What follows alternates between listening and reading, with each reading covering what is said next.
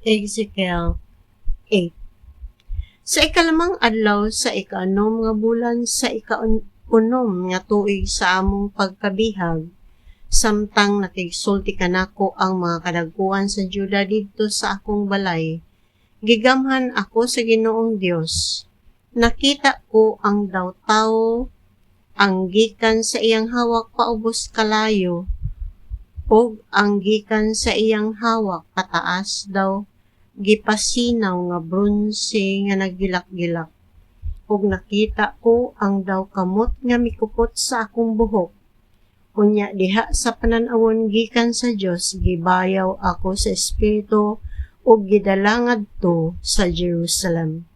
Unya gidala ako ngadto sa ganghaan sa templo nga nagatubang sa amihanan, diin nahimutang ang usa ka Dios nga gidumtan sa Dios. Nakita ko didto ang himaya sa Dios sa Israel, sama sa panan-awon nga akong nakita didto sa kapatagan. Unya miingon ang Dios kanako, tawo, tan-aw ngadto sa amihanan. Busa mitan-aw ako sa amihanan ug nakita ko ang Dios nga gidumtan sa Dios didto sa ganghaan sa amihanang dapit duol sa halaran. Unya miingon usab siya kanako, tawo, nakita mo ba ang ilang gibuhat?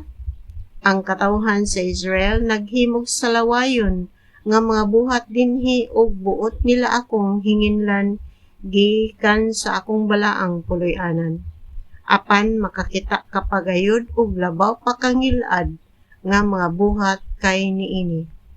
Unya gidala ako niya ngadto sa pultahan sa awanan ug nakita ko didto ang usa ka lungag diha sa paril. Miingon siya kanako, tawo, busluti ang paril. Sa dihang nabuslutan na nako kini, nakita ko ang usa ka pultahan. Unya miingon siya kanako, sulod o tan-awa ang salawayong mga butang nga ilang gibuhat didto. Busa misulod ako og mitan-aw og nakita ko didto sa bungbong ang larawan sa nagkalain-laing nagkamang nga mga mananap lakip ang hugang kahayupan ug ang tanang Dios sa katawhan sa Israel. Sa atubangan nila nagbarog ang 70 kakadagkuan sa Israel. Diha usab uban kanila si Jahasanias nga anak ni Safan. Ang matag usa kanila nagkupot sa ilang sudlanag insenso ug miutbo sa itaas ang bagang aso sa insenso. Unya gipungutana ako niya, tawo, nakita mo ba ang gibuhat sa mga kadagkuan sa Israel diha sa tago, diha sa ilang mga lawak nga nalukop sa mga hulagway? Miingon sila, dili makakita kanato ang Ginoo o gibiyaan na niya ang atong nasod. Miingon usab siya kanako, makakita ka pagayod og labi pang ngilngig nga sala nila. Unya gidala niya ako ngadto sa pultahan sa ganghaan sa templo dapit sa amihanan. Ug didto nakita ko ang mga babaye nga naghilak tungod sa pagkamatay sa Diyos nga si Tamus. Unya giingnan ako niya, tawo, nakita mo ba kini? Makakita kapag mga buhat nga mas ngilngig pa kay niini. O gidala ako niya ngadto sa sulod nga hawanan sa templo ug nakita ko didto ang 25 kalalaki.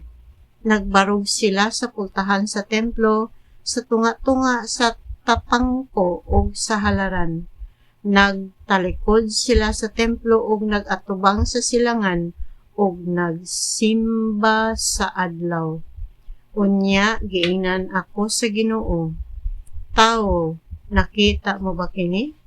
Dili pa ba igo ang mga sala nga gibuhat dinhi sa katawhan sa Juda nga ila paman gayong duhigon ang tibok nasod sa ilang kabangis ug sa ingon gihagit nila ang akong kasuko? Tan-awa kung giunsa nila pagbugal-bugal. Tungod niini, ay agumon ko sila sa akong kapungot. Silutan ko silang tanan sa walay ko kaluoy. Bisan pag mosinggit sila sa pagpakitabang kanako, dili ko sila taldon.